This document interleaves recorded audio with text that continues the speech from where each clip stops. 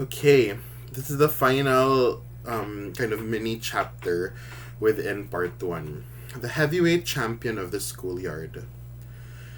The summer of 39 was in a hurry, or perhaps Liesel was. She spent her time playing soccer with Rudy and the other kids on Himmel Street, a year round pastime, taking ironing around town with Mama and learning words. It felt like it was over a few days after it began. In the latter part of the year, two things happened. September to November 1939, World War II begins. Liesel Meminger became the heavyweight champion of the schoolyard. The beginning of September. It was a cool day in Malking when the war began and my workload increased. The world talked it over. Newspaper headlines reveled in it.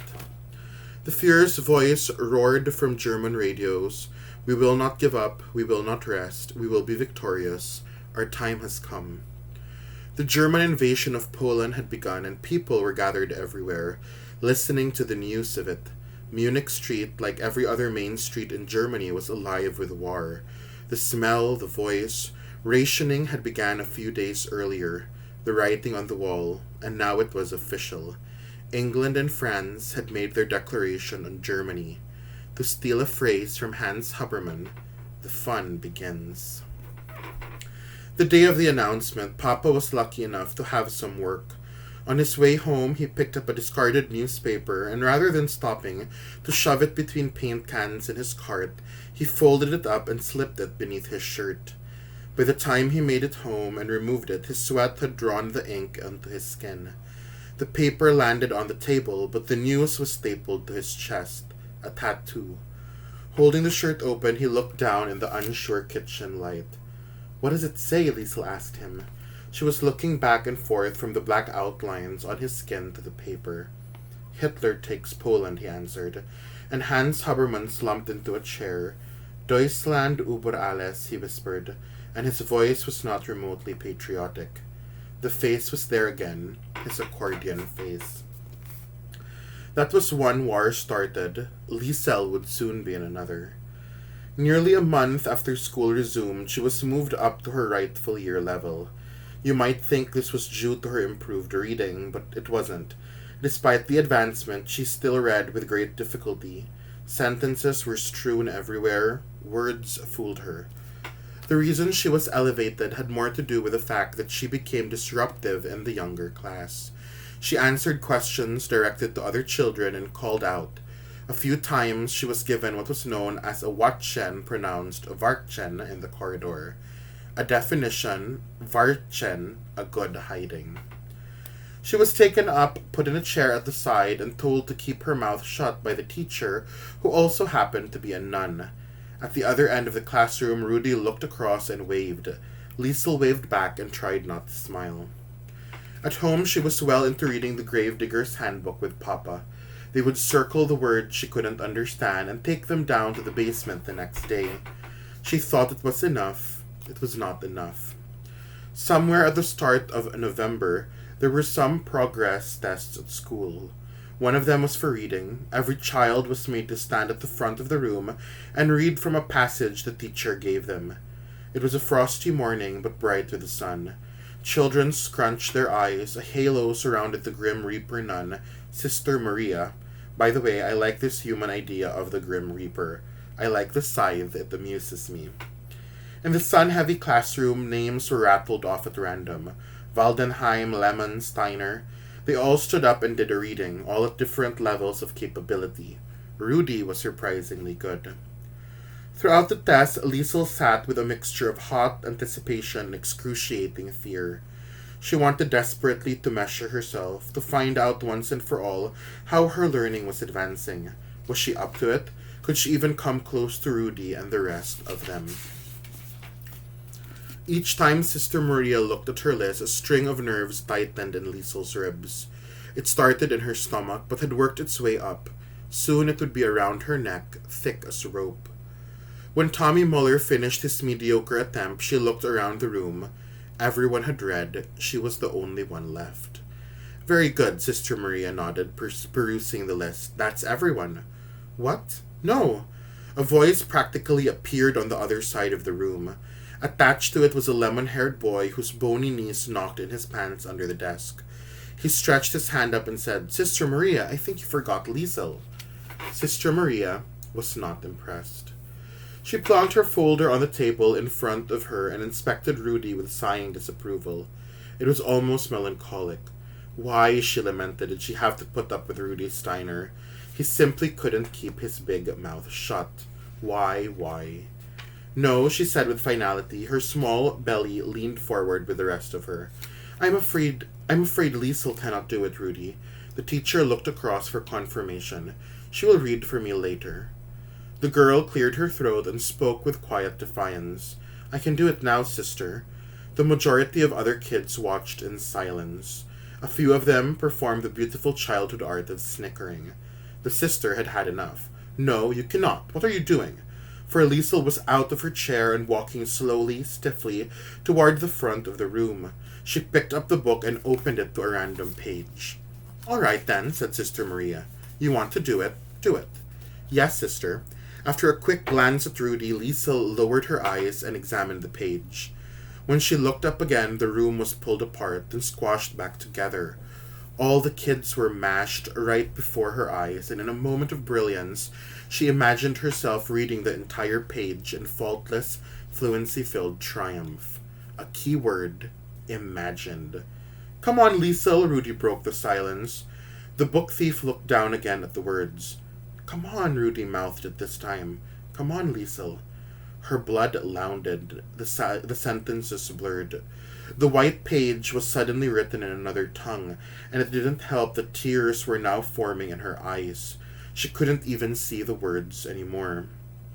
And the sun, that awful sun, it burst through the window. The glass was everywhere, and shone directly onto the useless girl. It shouted in her face, you can't steal a book, but you can't read one. It came to her, a solution. Breathing, she started to read, but not from the book in front of her. It was something from the Gravedigger's Handbook, Chapter 3 in the Event of Snow. She'd memorized it from her papa's voice. In the event of snow, she spoke, you must make sure you use a good shovel. You must dig deep, you cannot be lazy. You cannot cut corners. Again, she sucked in a large clump of air. Of course, it is easier to wait for the warmest part of the day when it ended. The book was snatched from her grasp, and she was told, Liesel, the corridor. As she was given a small Varchen, she could hear them all laughing in the classroom. Between Sister Maria's striking hand, she saw them, all those mashed children, grinning and laughing, bathed in sunshine, everyone laughing but Rudy. In the break, she was taunted. A boy named Ludwig Schmeichel came up to her with a book. Hey, Liesel, he said to her, I'm having trouble with this word. Could you read it for me? He laughed. A 10-year-old smugness laughter. You dumpknoff, you idiot. Clouds were filing in now, big and clumsy, and more kids were calling out to her, watching her seethe. Don't listen to them, Rudy advised. Easy for you to say, you're not the stupid one. Nearing the end of the break, the tally of comments stood at 19. By the 20th, she snapped. It was Schmeichel, back for more. Come on, Liesel, he stuck the book under her nose. Help me out, will you? Liesel helped him out, all right. She stood up and took the book from him, and as he smiled over his shoulder at some other kid, she threw it away and kicked him as hard as she could in the vicinity of the groin. Well, as you might imagine, Ludwig Schmeichel certainly buckled, and on the way down, he was punched in the ear. When he landed, he was set upon. When he was set upon, he was slapped and clawed and obliterated by a girl who was utterly consumed with rage. His skin was so warm and soft. Her knuckles and fingernails were so frighteningly tough despite their smallness. You saw curl her voice, too, was able to scratch him. You, toot, can you spell toot for me? Oh, how the clouds stumbled and assembled stupidly in the sky. Great obese clouds, dark and plump, bumping into each other, apologizing, moving on, and finding room. Children were there, quick as kids gravitating toward a fight. A stew of arm and legs, of shouts and cheers grew thicker around them. They were watching Liesel Memminger give Ludwig Schmeichel the hiding of a lifetime. A girl commentated with a shriek, "She's going to kill him!" Liesel did not kill him, but she came close. In fact, probably the only thing that stopped her was the twitchingly pathetic, grinning face of Tommy Muller. Still crowded with adrenaline, Liesel caught sight of him, smiling with such absurdity that she dragged him down and started beating him up as well.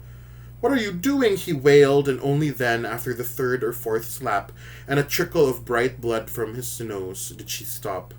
On her knees, she sucked in the air and listened to the groans beneath her. She watched the whirlpool of faces left and right, and she announced, "I'm not stupid." No one argued. It was only when everyone moved back inside and Sister Maria saw the state of Ludwig Schmeichel that the fight resumed. First, it was Rudy and a few others who bore the brunt of suspicion. They were always at each other. Hands, each boy was ordered, but every pair was clean. "I don't believe this," the sister muttered. "It can't be." Because sure enough, when Liesel stepped forward to show her hands, Ludwig Schmeichel was all over them, rusting by the moment. "The corridor," she stated, for the second time that day. For the second time that hour, actually.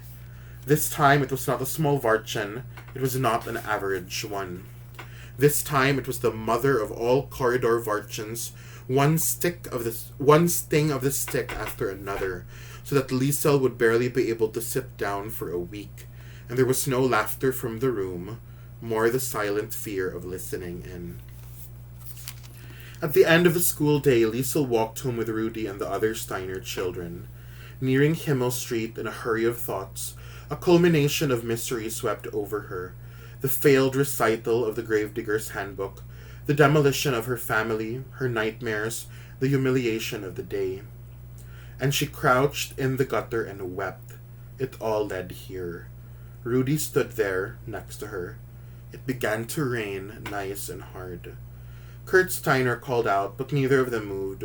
One sat painfully now among the falling chunks of rain, and the other stood next to her, waiting. "Why did he have to die?" she asked.